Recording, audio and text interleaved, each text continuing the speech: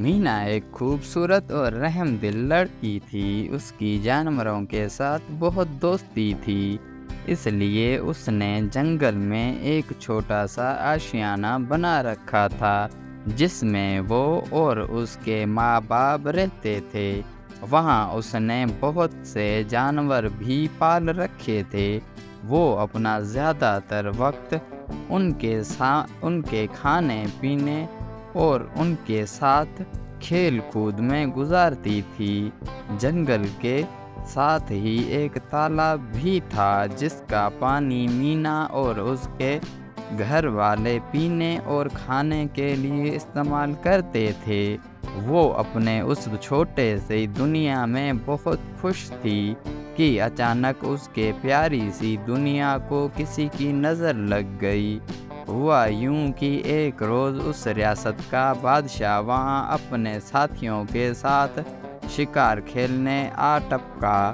اسے مینا کو پالتو مور بہت پسند آیا اور وہ مور اس نے اپنے ساتھ لے جانے کا فیصلہ کر لیا۔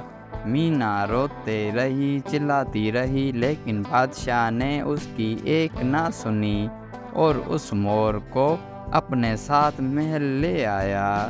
مینا نے آس پاس کے لوگوں سے اپنا مور واپس لانے کے لیے مدد مانگی، لیکن کسی نے بھی مینا کی مدد نہ کی۔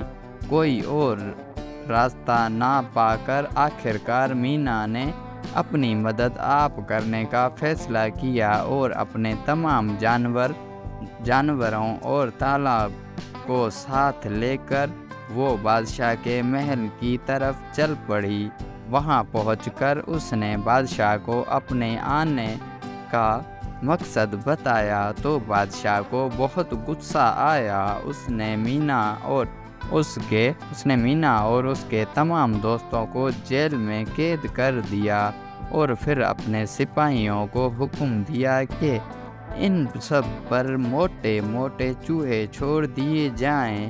یہ دیکھ کر مینا نے اپنے ایک وفادار بلی کو بلایا اور اسے چوہے کھانے کا حکم دیا تو وہ بلی سارے چوہوں کو پکڑ کر کھانے لگی۔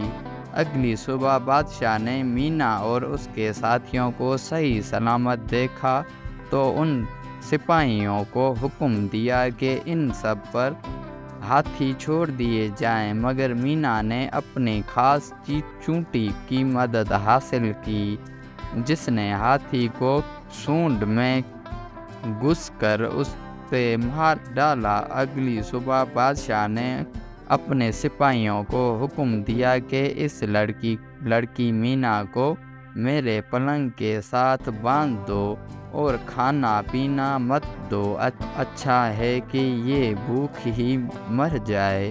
چنانچہ ایسا ہی کیا گیا۔ رات کو مینا نے اپنے ساتھی تالاب کو بلایا جو بادشاہ کے پلنگ سمیت بہا کر لے گیا۔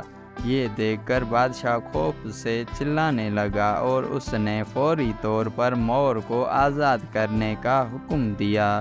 مینا اپنے ساتھیوں کو لے کر واپس جنگل میں آ گئی اور سب وہاں ہنسی خوشی رہنے لگے۔